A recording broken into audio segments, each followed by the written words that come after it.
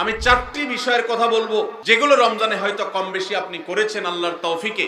সেই 4টি আমলকে আপনি যদি রমজানের পরেও ধরে রাখতে পারেন, আমি আল্লাহর কাছে বিশ্বাস করি, আল্লাহর কাছে আমার সুধারণা যে আল্লাহ তাআলা আপনার রমজানকে সাকসেস করেছেন, আল্লাহ আপনার রমজানকে কবুল করেছেন, কারণ আপনাকে আল্লাহ আবারও ইবাদতের তৌফিক দিয়েছেন।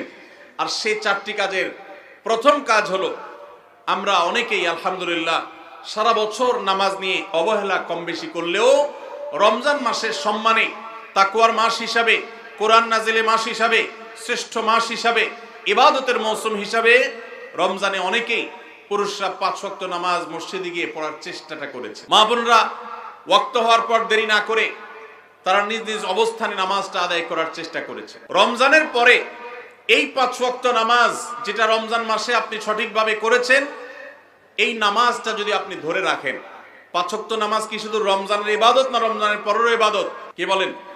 5 ওয়াক্ত নামাজ কি শুধু রমজানের ইবাদত? রমজানের পরেরও ইবাদত, পালনীয়।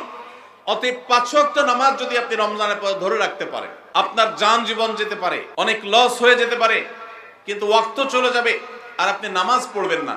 ইমানদারের দ্বারা এটা কল্পনা করা যায় না, কোনো মুসলমানের জন্য এটা কল্পনা করা যায় না যে তিনি নামাজের ওয়াক্ত চলে যাবেন আর অবলীলায় তিনি অন্য কোনো কাজে ব্যস্ত থাকবেন, অসম্ভব।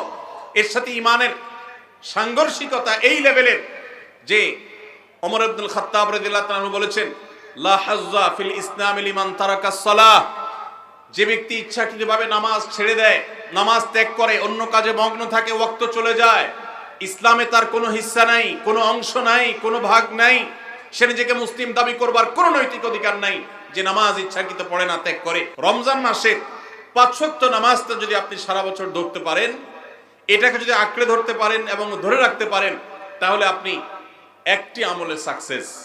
নাম্বার 2, রমজান মাসে আমরা অনেকেই আল্লাহর দেয়া তৌফিকে গুনাহ এবং পাপাচারের কাছ থেকে বেঁচে থাকার চেষ্টা করেছি। চোখের জিনা, কানের গুনাহ, হাত দ্বারা কৃত অপরাধ, নানাবিধ অপরাধ থেকে আমরা বেঁচে থাকার চেষ্টা করেছি। আল্লাহ তৌফিক দিয়েছেন। কেন?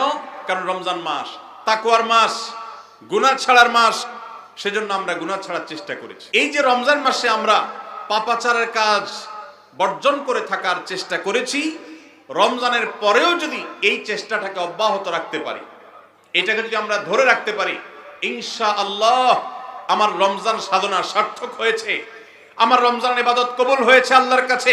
এটা বুঝার সবচেয়ে বড় আলামত হলো রমজানের পরেও আপনি আমল ইবাদতের পাশাপাশি গুনাহগুলো থেকে বেঁচে থাকার চেষ্টা করছেন। আপনি কোনো পাপের কাজ করতে যাচ্ছেন, মোবাইলে কোনো হারাম ভিডিও দেখতে যাচ্ছেন, হারাম